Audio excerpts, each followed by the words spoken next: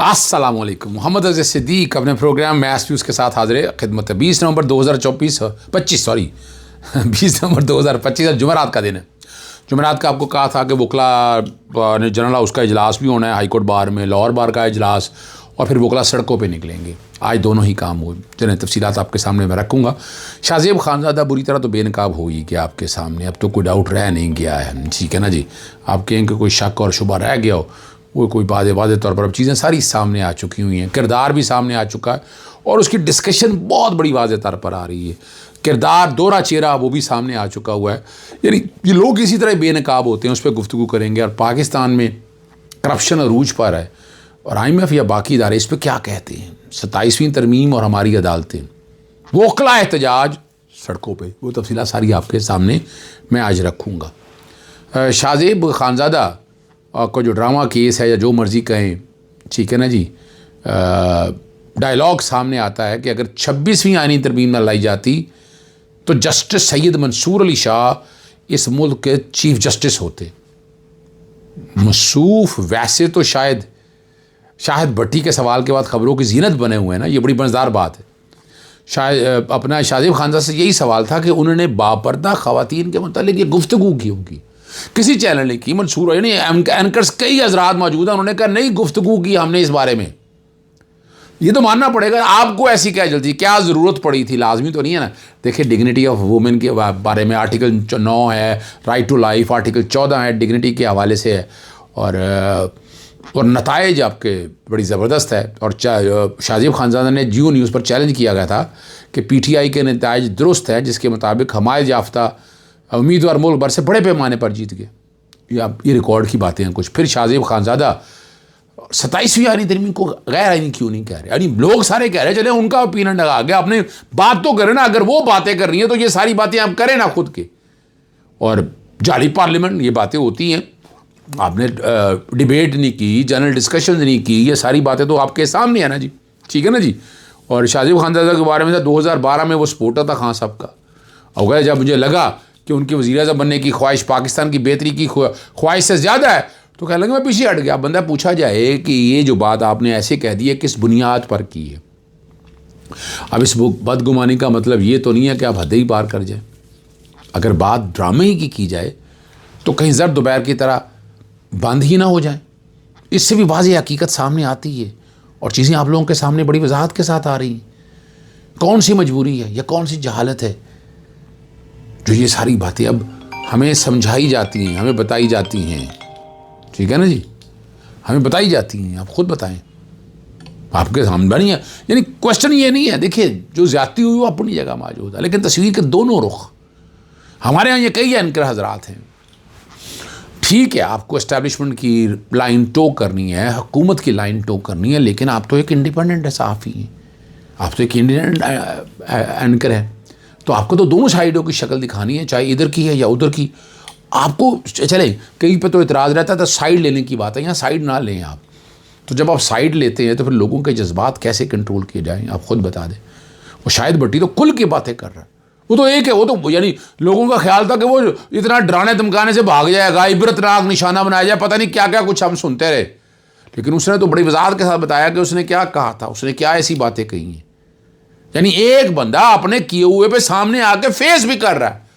تو پھر آ جائیں، آپ چلے جائیں اس کا شاہد بھٹی کے ساتھ بیٹھ کے ایک مناظرہ کر لیں. شاہ زیب خان صاحب کیا مسئلہ ہے؟ میرا تو خیال ہے ضرورت نہیں ہے اس کا کسی اور بیٹھنے کی. آپ دونوں کا مناظرہ ہو جائے تو بات بڑی واضح آ جائے گی. اچھا ہاں، ایک بات جو بڑی اہم ابھی میں آپ کے ساتھ ڈسکس کرنی ہے. IMF کی پاکستان کے کرپشن پر دھماکہ خیز رپورٹ آخر بالآخر سامنے آئی گئی. اور بدھ کے روز جو جاری رپورٹ کی گئی ہے، IMF نے کہا ہے کہ صرف 2 برس میں 5.3 ٹریلین روپے کی کرپشن ریکوریاں دراصل پاکستان کی معیشت کو لگنے والے اصل نقصان کا صرف ایک حصہ ہے، ایک چھوٹا سا حصہ ہے. اور اس رپورٹ کے مطابق بدعنوانی ملک کے ہر سرکاری درجے میں مسلسل اور تباہ کن انداز موجود ہیں.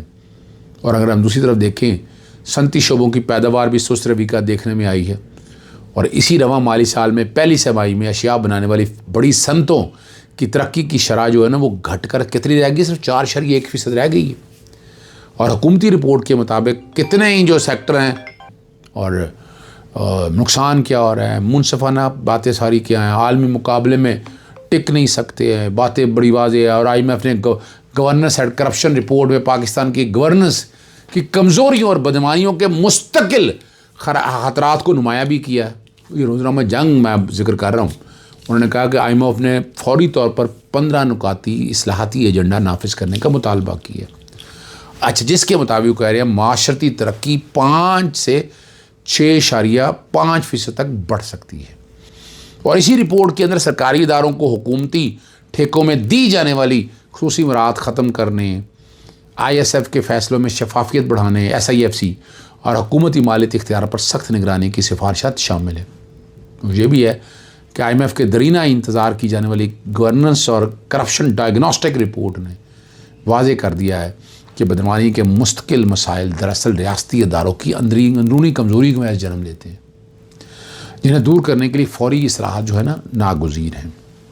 اور جو آخری بات آپ کے سامنے رکھنی ہے وہ 27ویں ترمیم کے بارے میں.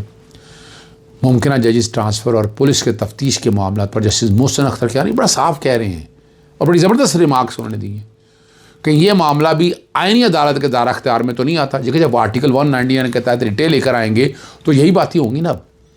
یعنی کوشچن بڑا واضح ہے کہ یہاں تو بہت سی انٹرپریٹیشنز کی ضرورت ہے. جیسے میں نے ایک بڑی زبردست بات آپ کے سامنے کی تھی کہ اٹارنی جنرل آف پاکستان جو ہے وہ فیڈرل کانسٹیٹیوشن کوڈ کا وکیل ہوگا تو اٹارنی جنرل ہوگا. تو اس وقت تو کوئی تھے ہی نہیں. وہ تو اب آ کے کلیئر کیا ہے سپریم کورٹ کا وفاقی آئینی عدالت کے رولز میں کہ جناب جو سپریم کورٹ کا وکیل ہے وہ پیش ہو سکتا ہے وفاقی آئینی عدالت میں. یعنی دیکھیں، یعنی اس پہ ابہام بڑا واضح طور پر موجود تھا. اور میں پہلے دن سے یہ بات کر رہا ہوں کہ وہ AI کے جہاں سپریم کورٹ کا لفظ ہے اس کو مٹا دو. آپ نے کوئی باریکی میں دیکھا نہیں، گہرائی میں دیکھا نہیں، کوئی چیز کو سمجھا نہیں اور آپ آنکھیں بند کر کے آگے بڑھائے اور اس کا نقصان اب آپ کے سامنے. میں کچھ نہیں ایسی بات کہنا چاہتا، یہ ریکارڈ پہ چیزیں جو آپ کے نالج میں ہونی چاہیے، یہ بہت ضروری ہے، سمجھ نہیں آنی چاہیے جی، یہ بڑی وضاحت کے ساتھ. اور اسی لیے پھر جسٹس محسن اختر کیانی نے کہا کہ دنیا بھر میں جہاں بھی آئینی عدالتیں قائم ہوئی، ابتدا میں ان کے اختیارات سماعت سے متعلق مسائل سامنے آئے. یہاں بھی ابتدا سے آئینی عدالت کے دائرہ اختیار کا تعین ایک بڑا مسئلہ بن سکتا ہے، خصوصاً پولیس تفتیش اور مقدمات کے اخراج جیسے معاملات ہیں. اور جسٹس محسن اختر کیانی نے توجہ دلائی کہ جب کوئی کیس مقرر ہوگا تو یہاں کہا جائے گا کہ یہ سپریم کورٹ کا دائرہ اختیار ہے. یہ بڑی مزیدار بات ہے. اور اگر آپ سپریم کورٹ جائیں گے تو وہاں کہا جائے گا کہ یہ آئینی عدالت کے دائرہ اختیار میں معاملہ آتا ہے. اور نئی ترمیم کے بعد یہ حقیقت ہے، غلط نہیں کہہ رہے جسٹس محسن اختیاری، یہ وکلا اور حتیٰ کہ ججز کی بہت سی معلومات کا عملی طور پر فقدان ہے.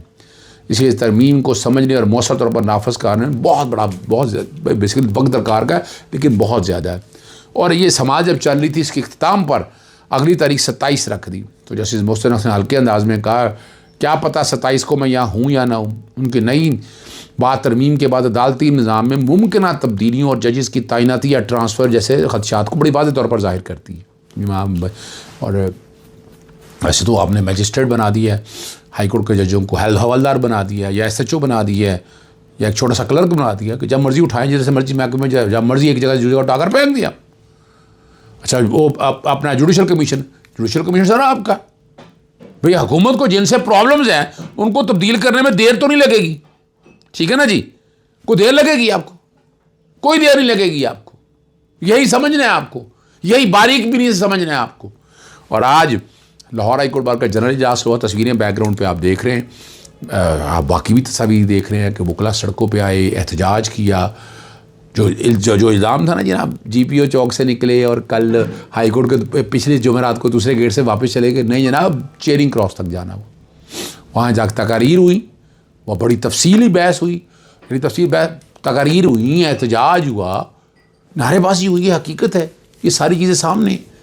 ہر ایک کو اختیار ہے اپنے طریقے سے بات کرنے کا، لیکن یہاں سب سے زیادہ قصور جو ہے وہ ہماری پارلیمان کا ہے کہ پارلیمان نے آنکھیں بند کر کے یہ ترامیم کر لی. انہیں خود نہیں پتہ یہ ترامیم کیا کرنے جا رہے ہیں. اور وزیر اعلیٰ KP کے سہیل آفریدی آج پھر اپنے عمران خان صاحب سے ملاقات کی کوشش میں اڈیالہ جیل پہنچیں گے. 5-6 بار چکر لگا چکے اور ملاقات نہیں ہوئی.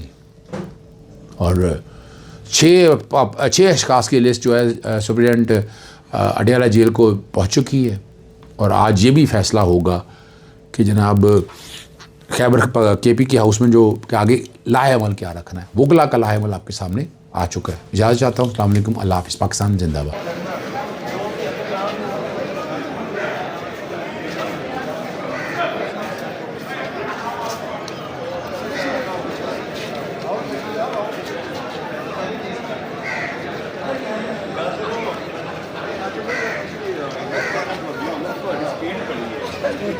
تینوں سپیڈ بڑی چاہیے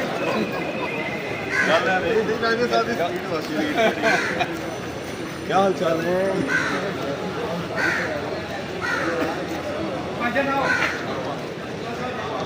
ترمیم نام جو